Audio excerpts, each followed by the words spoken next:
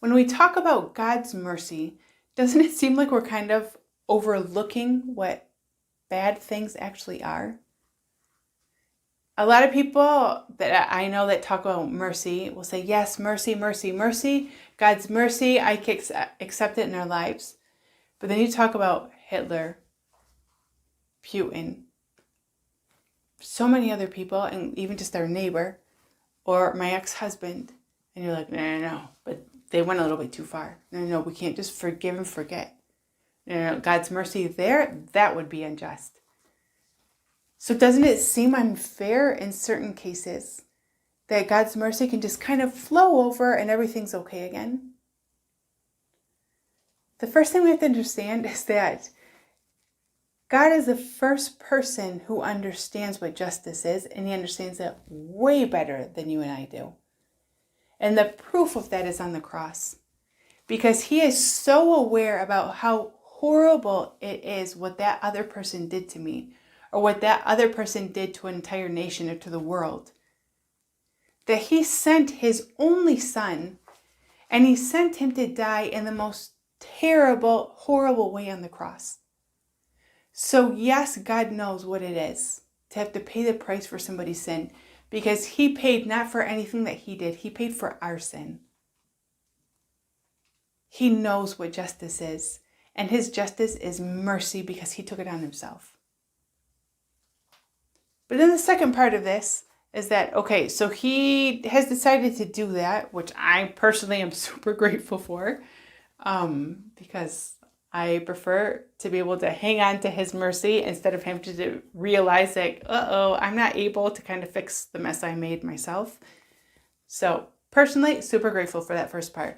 But what happens with the second part? So now we have a person who's received God's mercy, that he as a loving father says, okay, I'm going to pour all my love on you, and I'm going to take on the weight of your sin and your mistakes. So what happens with that person? For sure, when a person kills another person, okay, go to jail. You can't just let them go and continue to kill more people. So there's a part that we have to handle as a society here in the world. But there's a whole other part that touches more our internal transformation. And that's where God steps in and says, okay, yes, this person did terrible things. But this person deep down is a good person because he's my son. So the seed of who he is and his existence is something incredibly good. And I want to help that to keep growing, because this person still has good to give in the world. They've given a lot of bad in the world or in my life. But if we could purify that, he still is counting on them to give good. And that's what he does with each one of us.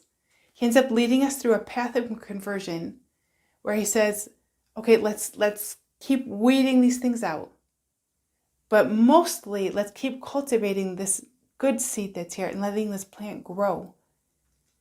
And why does he do this? Because he's not looking only at this world, but at the next. He's looking at eternal life, where he wants to be with us forever. So he's willing to pay whatever price it is on the cross, and as he accompanies us through life, so that once we die, we can be born into eternal life. And we'll even take this a step farther. My eternal life, let's say that I've been an angel my entire life, which I obviously haven't. Let's say I've been an angel my entire life, and I go to eternal life. Part of my eternal happiness depends on the community I'm able to live with so many other people in this world. I need that person, even the one who did me bad, I need that person there. I have no idea what heaven's going to be like. We might not be best friends, probably not. But I need that person there, because that person living in the fullness of who they are is going to contribute to the fullness of my own happiness. This is getting into a whole other level as supernatural. Supernatural is not Superman. It's like going above the next level, above just the purely natural. This requires a supernatural way of seeing life in the world. And how can we get there? With the only person who can give us that type of supernatural vision. So if today you're saying, I'm not to that point and I can't get there to actually desire that type of good for a person like that, don't worry, have patience. If you actually want it, it'll come because God's grace is there waiting.